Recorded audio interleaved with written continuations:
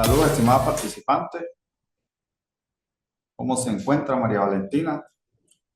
Muy bien, profe. Bueno, bienvenidos a esta materia, Derecho de Obligaciones, parte 2. Hoy vamos a hablar de lo que son el tema uno, las obligaciones contractuales. Me permiten, voy a ubicar aquí en mi teléfono rápidamente lo que es el plan de actividades y de evaluación, el cual ya ustedes pueden conseguir en el aula virtual.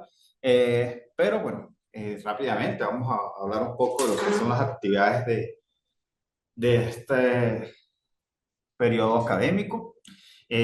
Como ya bien saben ustedes los alumnos, igual que nosotros los facilitadores, este periodo académico vamos a tener solamente tres actividades sumativas y no cuatro como eventualmente se hacían en los periodos anteriores. Una decisión que tomó la universidad y bueno, que tenemos que acatar. Vamos a hacer como primera evaluación sumativa del 30% un glosario de términos de la materia específica. Es importante acotar que cada término que se agregue en dicho glosario, que es de sobre los tres temas que se desarrollan durante la materia de derechos y obligaciones, parte 2, lo que es las obligaciones contractuales, el tema uno, las obligaciones extracontractuales, que es el tema 2, y la extinción de las obligaciones.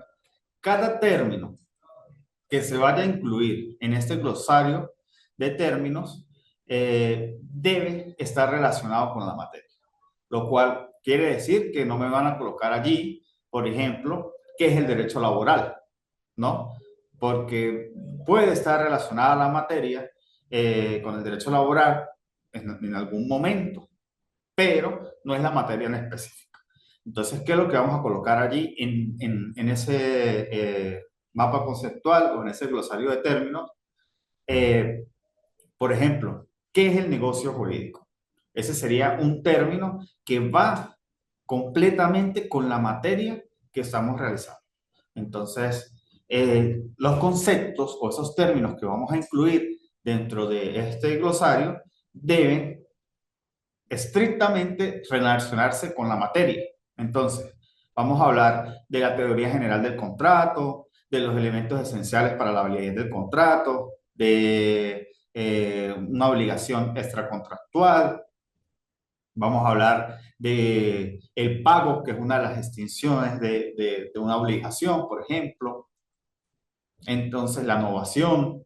No quiero que en ese glosario de términos existan palabras que sean jurídicas, pero que no tengan nada que ver con el derecho civil de obligaciones, parte 2. Por eso les indico, estimados participantes, oyentes de esta clase, que una vez vayan a hacer ese glosario de términos, que esta semana lo voy a ir cargando al aula virtual para que desde este mismo momento, porque aunque la actividad se va a realizar desde el 17 de febrero al 23 de febrero, pues desde ese mismo momento yo les voy a intentar abrir el aula virtual. No me comprometo hoy porque tengo unos compromisos inaplazables, pero el día de mañana sí voy a sentarme y voy a empezar a abrir esta actividad. ¿Por qué?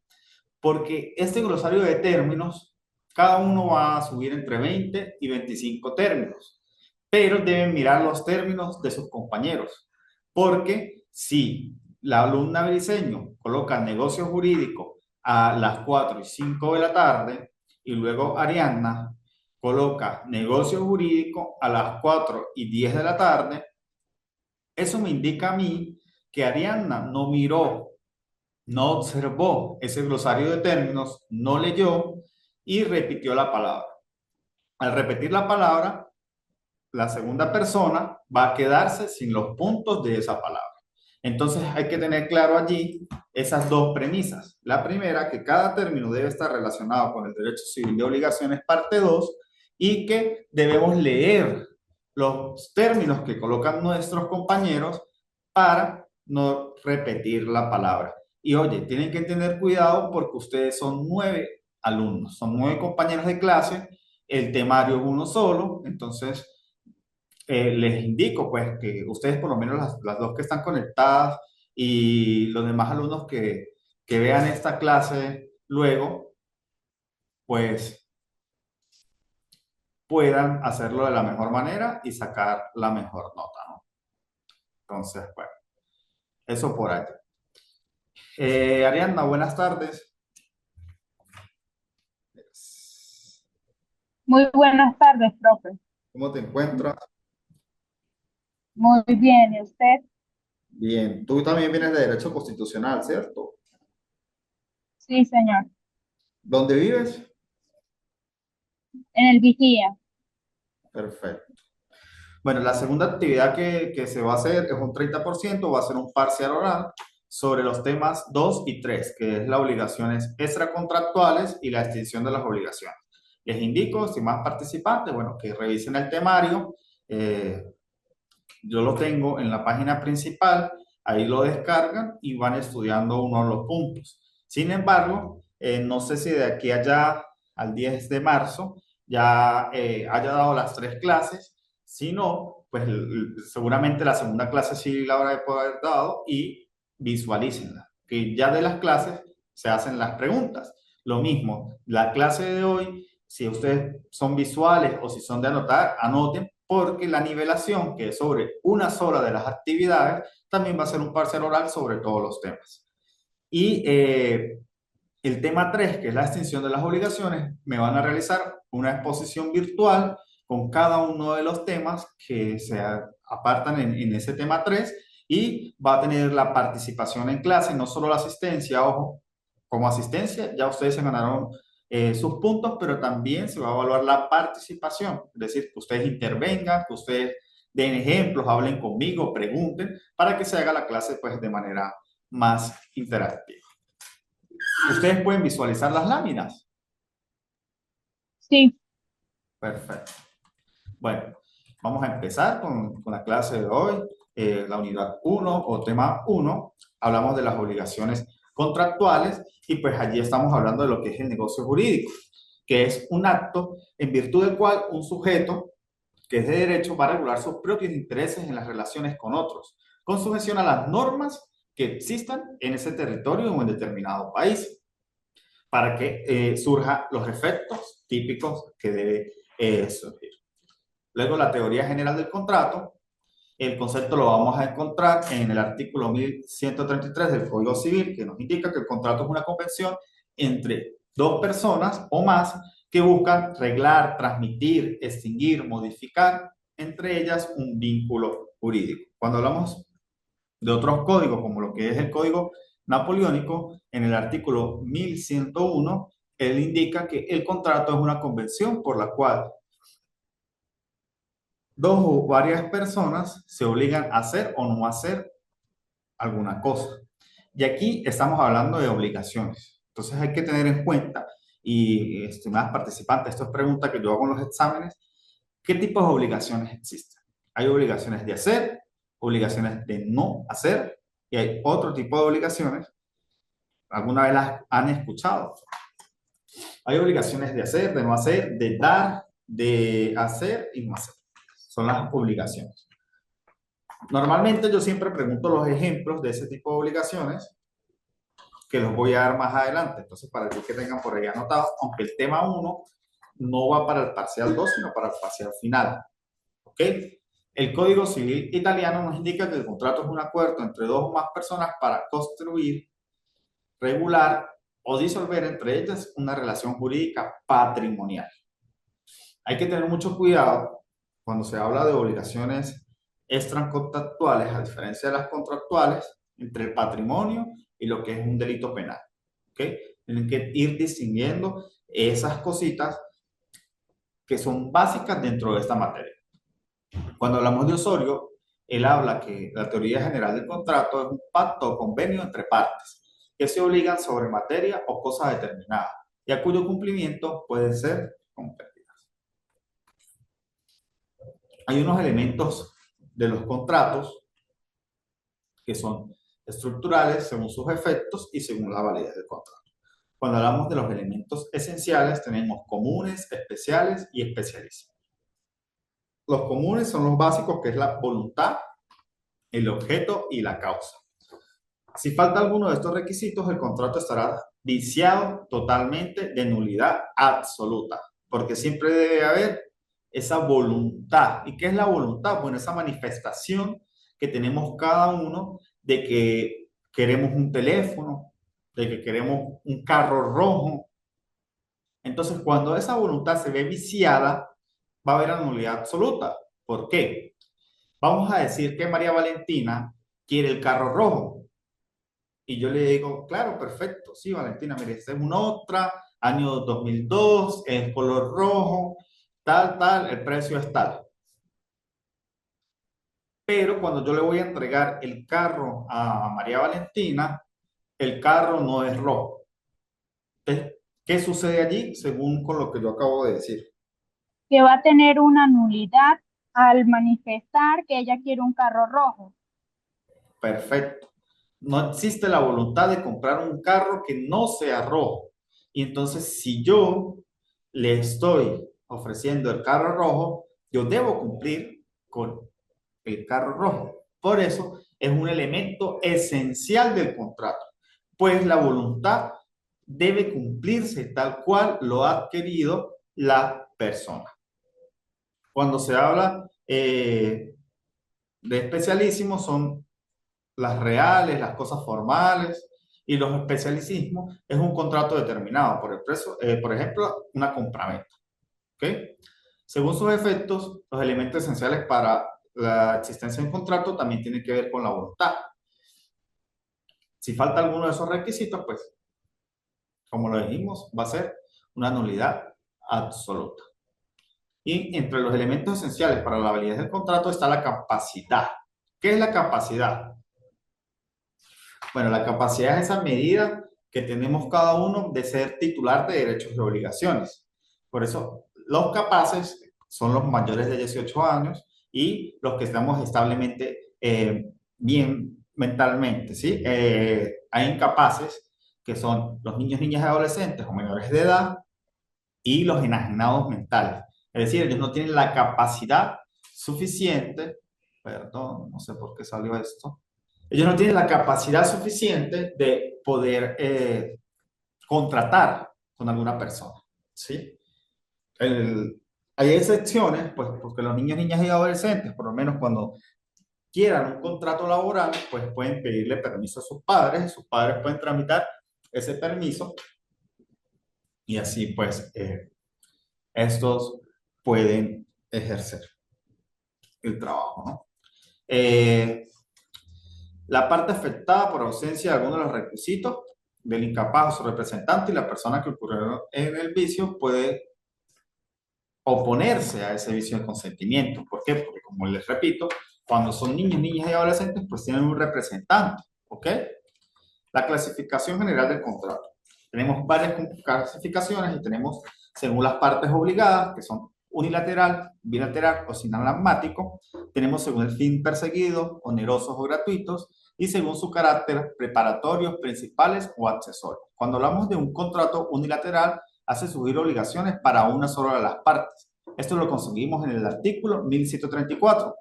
Aunque se requiere del consentimiento de ambas, una sola parte es deudora y la otra es acreedora. Por ejemplo, en una donación. Es un contrato unilateral. Sí entienden la idea de lo que es una donación y por qué es un contrato unilateral. Ok, no entiendes. Perfecto. En la donación soy yo el que me quiero despegar de este lapicero. ¿Sí? Este es mi patrimonio y yo te lo quiero donar a ti, Ariana. Entonces, es un contrato unilateral porque soy yo y solamente yo el obligado en ese contrato. Tú no estás obligada a nada, tú no tienes que pagar. ¿Ves? En cambio, si fuera una compra-venta, es decir, yo te voy a vender a ti, Ariadna, este lapicero, entonces ya es diferente. Sería una compra-venta y sería un contrato bilateral, porque los contratos bilaterales hacen surgir obligaciones a ambas partes. El artículo 1134, que me permito leer, dice, el contrato es bilateral cuando las partes se obligan recíprocamente. Ejemplo, en una venta, el vendedor se obliga a transmitir la propiedad de una cosa y el obligador se obliga a pagar el precio. ¿Se entiende la diferencia entre un contrato unilateral y bilateral? Sí, sí, señor. Sí, profe. Perfecto. La chica que no tiene nombre, sino dice usuario, ¿me puede por favor indicar buenas tardes, ¿cómo estás? Buenas Y indicarme tardes, sus nombres y apellidos. Diagni Marrufo, Marrufo. Diani. ¿Dónde vives, Diani? en Coloncito, municipio panamericano. Perfecto. Diani, bueno, vamos a hacerte un resumen general rápidamente para que no estés tan perdida. Estamos hablando de la unidad uno de Derechos y Obligaciones, parte 2, que es las obligaciones contractuales, y estamos hablando de la teoría general del contrato.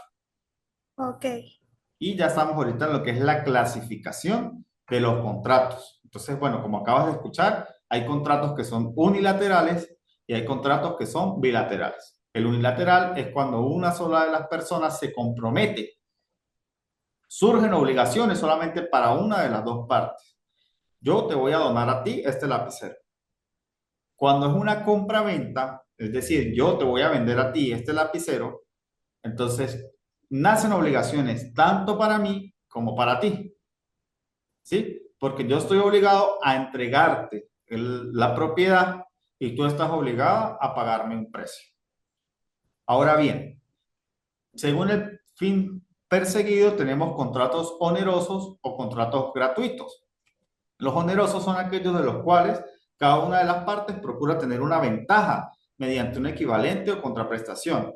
El contrato es a título oneroso cuando cada una de las partes busca un equivalente, dice el artículo 1135 de nuestro Código Civil. Mismo ejemplo que llevamos la compraventa del carro rojo. Es oneroso porque la persona que va a vender el carro busca una ventaja económica y la persona que va a comprar el carro busca tener en qué movilizarse. Entonces hay una ventaja onerosa. La persona le va a pagar el precio y la otra persona ya va a andar en su carrito feliz. ¿Ok? Y los contratos gratuitos son aquellos en los cuales uno de los contratantes le proporciona a otra una ventaja sin equivalente alguno, la misma donación. ¿Quién, en el caso de que yo le done a Marrufo este lapicero, quién es la que va a tener una ventaja económica? Solamente ella. Pero ella no tiene que pagar absolutamente nada, entonces es un contrato totalmente gratuito, por ejemplo, ¿no? Hay otros casos, como el ejemplo, podría ser un préstamo donde no se esté pidiendo intereses. ¿Ok? Yo le presto a Vanegas $500 que hacemos un contrato y ella me lo tiene que pagar el 5 de abril del 2025. No, es un totalmente gratuito porque yo no estoy cobrando ningún tipo de interés y el 5 de abril pues ella lo que va a hacer es restituirme el dinero y ya. Entonces es un ok. contrato totalmente gratuito. Según su carácter tenemos los contratos preparatorios, principales y accesorios. Los preparatorios tienen por objeto crear un estado de derecho que pueda servir de base o fundamento a la celebración de otros contratos posteriores, como por ejemplo el mandato. Esos son contratos que vienen de Roma, donde existían mandatos para ese entonces, de colocar a las personas a hacer algún tipo de actividad, ¿no? Luego de un contrato principal. Cuando hablamos de los contratos principales, cumplen con un fin contractual que es propio, sin tener relación alguna con otros contratos, como por lo menos el arrendamiento. ¿Sí? Eso es un contrato principal. Y los accesorios se realizan para garantizar un contrato distinto al principal. Es decir, existe una obligación nacida de una fuente de un hecho que puede ser ilícito, por lo menos el pago de lo indebido. Un contrato accesorio es en la compra-venta del carro rojo. Yo le digo a Briseño que el carro vale $2.500, pero Briseño me deposita por Cele 3.000. Entonces ahí hay un pago de lo indebido, hay $500 de diferencia. Entonces ahí nace un contrato accesorio que posteriormente más adelante vamos a leer lo que es el pago de lo indebido y entonces van a ver que tiene que existir una devolución de ese dinero que está de más.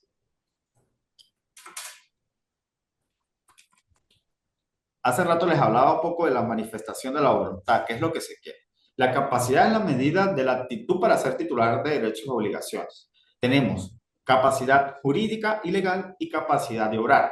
La jurídica es esa medida que yo tengo para ser titular de derechos y obligaciones. El artículo 18 del Código Civil nos indica que somos capaces a partir de que cumplamos la mayoría de edad, que en Venezuela es 18 años.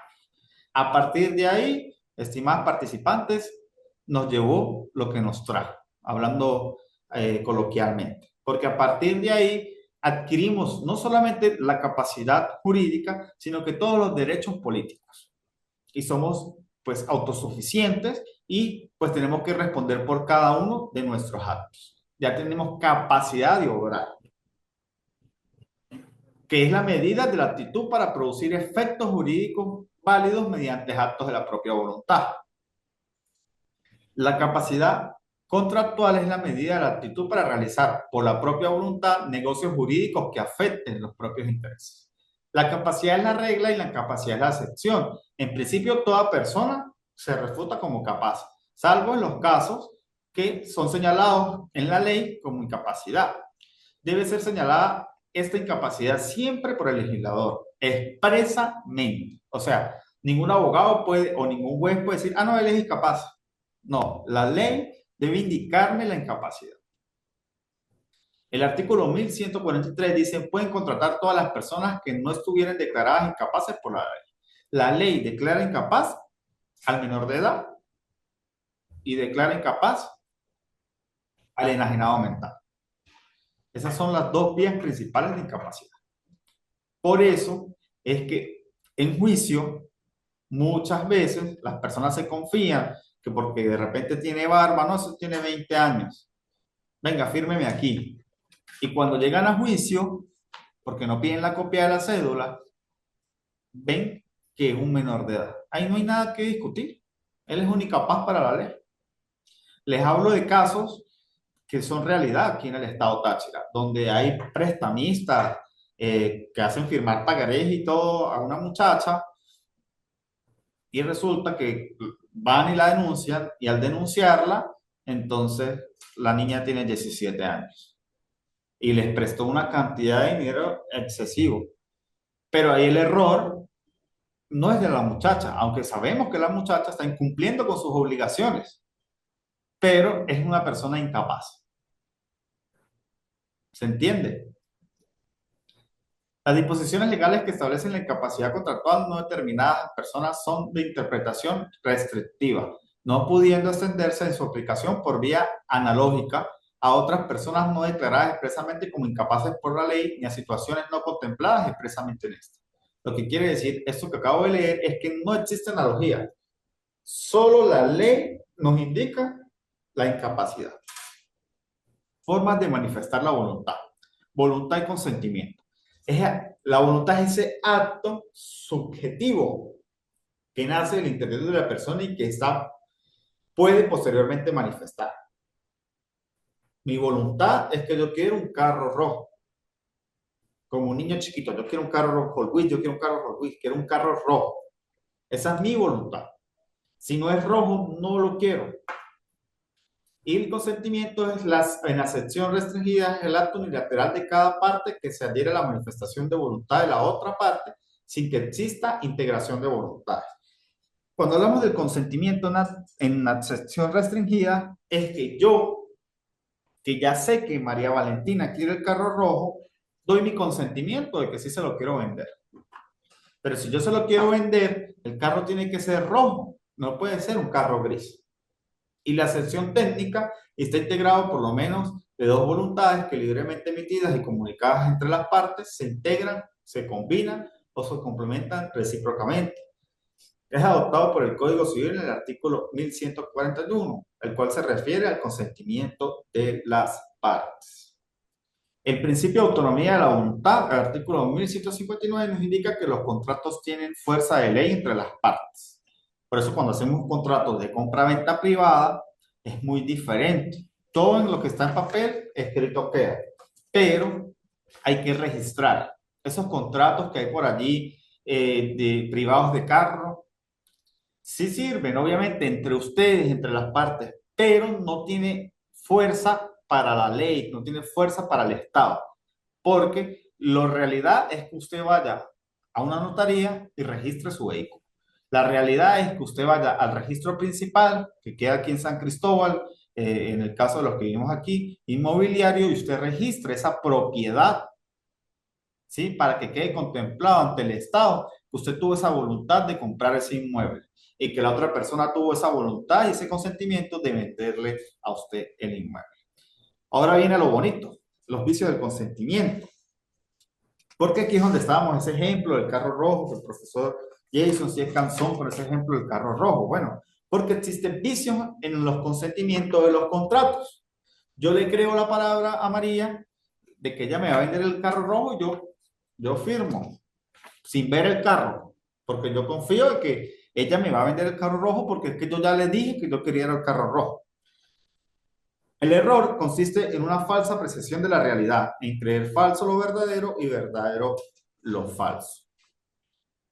Los efectos del error es la nulidad relativa del contrato. El contrato celebrado por error de una de las partes puede ser declarado nulo, solo a petición de la parte que incurre en el error. La declaratoria de nulidad por error no tiene justificación alguna cuando la parte contraria haya subsanado el error. Es decir, no hay carro rojo. María me engañó. El carro es gris. Existe una falsa precisión de la realidad, porque ella sabía que yo quería un carro rojo. Entonces se invoca la nulidad del contrato, a menos que María subsane el error. ¿Y cómo María puede subsanar el error? Bueno, ella puede mandar a pintar el carro en rojo y ir a la notaría y cambiarle la característica al carro. Ojo, porque no es solamente cambiar el color del carro, es que existe un documento que acredita la propiedad del carro ante el Instituto de Transporte Terrestre, donde aparece color. Y el color, si dice gris, María está en la obligación de hacer el trámite correspondiente, ya que le cambió el color a rojo. Y luego sí podemos proceder a ir a una notaría a hacer ese contrato de compra-venta sin ningún tipo de error. Cuando hablamos de dolo, ojo, se me olvidó decir también que en el error se puede pedir daños, indemnización de daños y perjuicios. En el caso de que yo esté muy urgido por el carro y lo acepte el carro gris, cuando mi voluntad era un carro rojo, yo puedo demandar a María por indemnización de daños y perjuicios. Porque mi voluntad establecida y escrita y en lo que firmamos era un carro de color rojo. ¿Ok? Ahora, el dolo. El dolo es un error provocado por maquinaciones o actuaciones intencionales de una de las partes o de un tercero, a fin de lograr que la otra parte decida contratar. Y dice el artículo 1154, el dolo es causa de anulabilidad del contrato, cuando las maquinaciones practicadas por uno de los contratantes o por un tercero, con conocimiento, han sido tales que si la persona lo fuera sabido, no contratara. Perdón, ¿qué es el dolo entonces? Yo le quiero comprar el carro rojo a María Valentina. Y Marrufo sabe que ese carro tiene el motor dañado. Y Marrufo viene y me dice, coño, profe, mire, ese carro está barato, cómprelo, cómprelo. Y luego se va para donde María y le dice a María, mire, yo le estoy diciendo al profe que compre ese carro, ¿no? Pero usted me tiene que dar mi comisión porque él no está muy seguro. Él sintió que él escuchó algo cuando lo andó y él dice que algo tiene ese carro. Pero yo le dije que no, que ese carro estaba bueno, que nosotros somos alumnas de él. Pero ya sabe, si él lo compra, me tiene que dar $100 a mí. Eso es el dolo. Las maquinaciones, o esa mala actitud o esa mala intención es la palabra, de que compre un carro que está dañado, ya sea por parte de María, que es la dueña del carro, es la vendedora, o de un tercero, que en este tercero, en caso sería Marrufo, que quiere obtener una ventaja económica, ¿no? Que el profe se estrelle después en ese carro, yo me gané mis $100. Esas son las maquinaciones y eso es el dolo, porque usted sabe que si yo sé que el carro tiene esas deficiencias, yo no las compraría. Y entonces es allí que yo puedo pedir entonces la anulabilidad total del contrato. Hay unas clases de dolo que es por su naturaleza el dolo bueno, constituido por aquellas que actos de astucia o de engaño tolerados en el comercio y destinados a inducir a una persona a contratar. Por ejemplo, esas propagandas falsas, ¿sí? Cuando uno ve esas hamburguesas así bien bonitas que suben de McDonald's y uno dice, coño, $7, me voy para McDonald's a comprármela. Y cuando yo llego a McDonald's es una hamburguesita así chiquitica. Ese es un dolo bueno, un dolo tolerado. Que uno va, ve la propaganda y cuando uno la compra no es la realidad, pero es un dolo tan bueno que no se puede producir la anulabilidad del contrato. ¿Se entiende? Ahora bien, el dolo malo es aquel constituido por artificios, engaños capaces de impresionar a un hombre prudente. Por ejemplo, el vendedor que entrega a un comprador un certificado falso acerca de la autoría de un cuadro. Ese sí produce la anulabilidad. Este cuadro bien bonito, a mí me gusta. ¿Cuánto vale? Vale $3,000. ¿Y usted tiene el certificado? Sí, claro, yo tengo el certificado. Un certificado falso. Hay una falsedad. Y eso produce la anulabilidad del contrato. Tenemos dolos por sus causantes, produce anulabilidad. Es determinante de la voluntad de contratar de la otra parte, de modo que si yo fuera conocido ese error, no lo fuera. Cuando hablamos de la violencia, es toda coacción de tipo físico o moral destinada a obtener el consentimiento de una persona a fin de que se celebre un contrato. Entonces, física y moral. Física es que una persona te golpee. Y moral, Marrufo, ¿cuál podría ser? ¿Qué piensas de una violencia moral? Moral. Ajá. Podría ser que se invente algo de otra persona que no sea cierto. Podría ser o podría ser una amenaza hacia tu hijo. Sí, también. Si no me compras el carro, voy a matar a tu hijo. Si no me compras el carro, le voy a hacer algo a tu mamá. Si no me compras el carro, estés pendiente con tu esposo cuando lo vea por ahí en la calle. Te está coaccionando moralmente para que tú digas, no, mejor le compro el carro.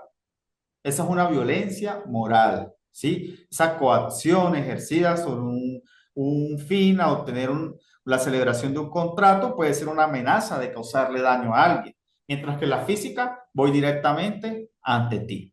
También puede dirigirse contra otras personas allegadas a la persona cuyo consentimiento quiera obtenerse, pero en tales circunstancias compete al juez la apreciación. En los casos de violencia moral, si bien el consentimiento otorgado por la víctima no es libre, por cuanto esta persona está coaccionada, entonces existe la amenaza de daño. Algunos autores observan en el cierto grado de voluntariedad de la persona.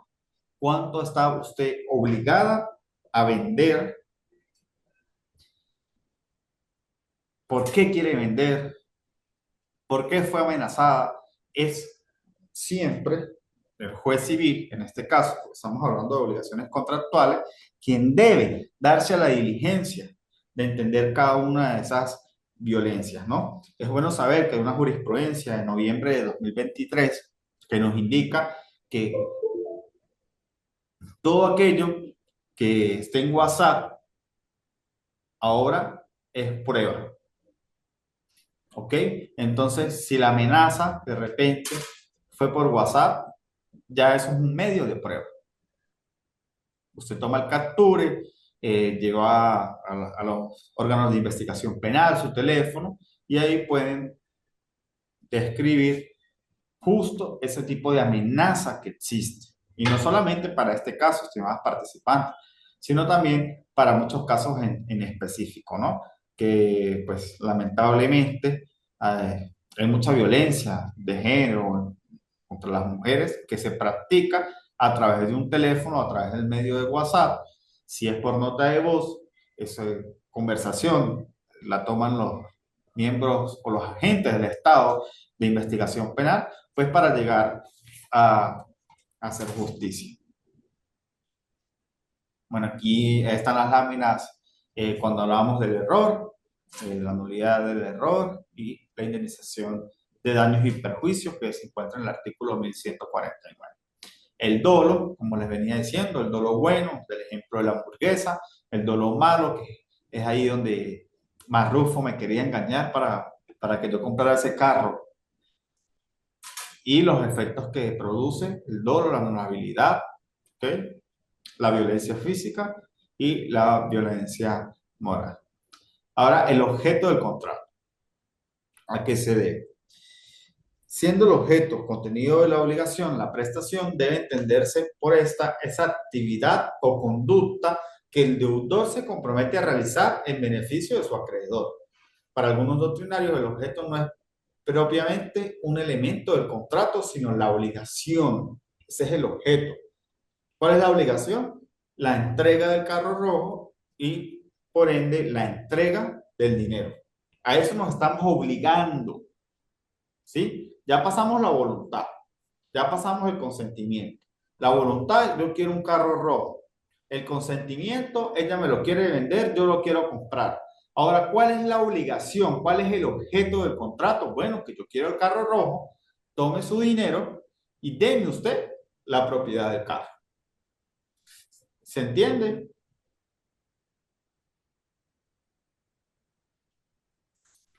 Sí, señor. Perfecto. Ahora, tipos de objetos.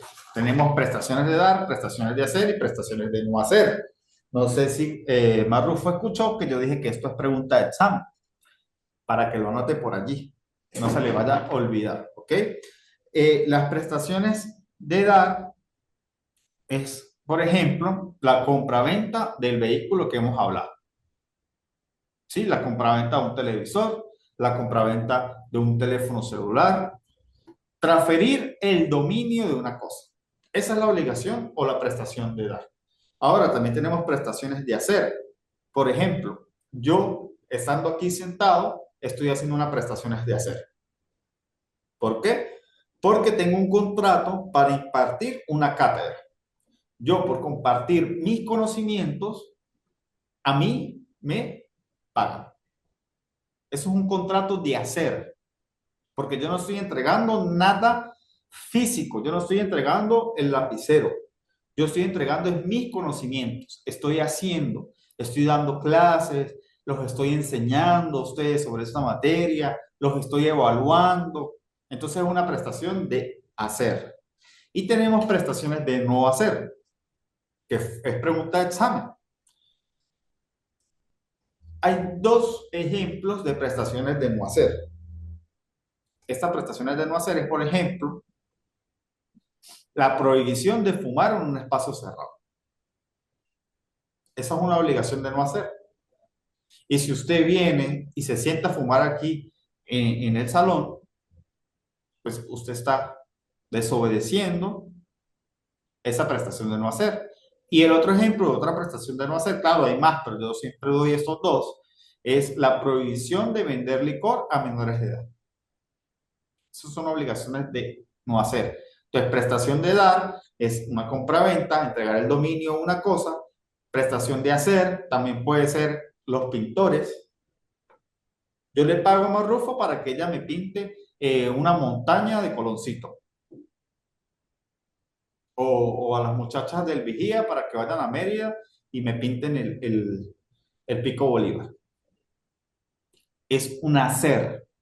Y las prestaciones de no hacer es la prohibición de hacer algo en específico. Causa. ¿Por qué se ha querido? Siempre va a ser un fin económico. jurídico que es el objeto del contrato. La mayoría de las veces uno lo que necesita es un beneficio. ¿Ok?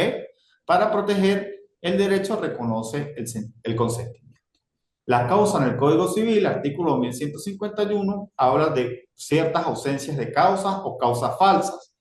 La obligación sin causa no tiene ningún efecto. La causa, yo siempre quiero tener un fin económico jurídico, o un respeto por el salón de clases, o quiero un cuadro bonito, y la otra persona, ¿qué quiere por entregarme el cuadro a mí? Dinero. Se refiere a las cosas que parezcan en su totalidad, contratos sinalamáticos, comunicativos, cuando es imposible realizar el negocio común, contrato de sociedad. Cuando la donación ha sido hecha en consideración a un matrimonio futuro y este no se edifica, o si el acreedor de la venta vitalicia muere antes de la celebración del contrato. Cuando hablamos de la causa falsa, es la obligación fundada en una causa que es falsa y no va a tener ningún efecto. La causa falsa puede ser espontánea, error en la causa, o intencional, que podría ser el dolo, causa simulada. La simulación se excluye del concepto por tener una regulación propia y efectos distintos a la ausencia de la causa. Y la causa lícita es la obligación fundada en una causa ilícita, que no tiene ningún efecto porque es un ilícito. El artículo 1158 nos indica que el contrato es válido aunque la causa no se exprese. La causa se presume que existe mientras se pruebe lo contrario. Parte de la doctrina ha encontrado aquí el fundamento para darle validez al contrato abstracto, y esta presunción es de carácter juris tantus y prueba que no solo la existencia de la causa, sino su licitud. Y tenemos una serie de teorías que espero las puedan leer. Esto ya es el final de la clase de hoy. La teoría anticausalista de Planiol y la teoría neocausalista. Esto es tarea para la casa, tanto para ustedes como para los que me vean de manera asincrónica luego, porque pues va a ser, espero y aspiro que no tengan que hacer nivelación, pero quienes nivelen, pues les voy a preguntar un poco sobre estas teorías. ¿Alguna pregunta, alguna duda? Perfecto, por Marrufo. Bueno, esta fue la clase de hoy. No sé si Ariadna o María Valentina tienen alguna pregunta. Ya tienen en el aula virtual plan de evaluación y bueno, espero verlos en otra oportunidad. Y pues cualquier cosa estamos en contacto por el aula virtual para las actividades. Espero y aspiro pues sea un exitoso inicio de periodo escolar y puedan alcanzar todos los objetivos. Muchas gracias.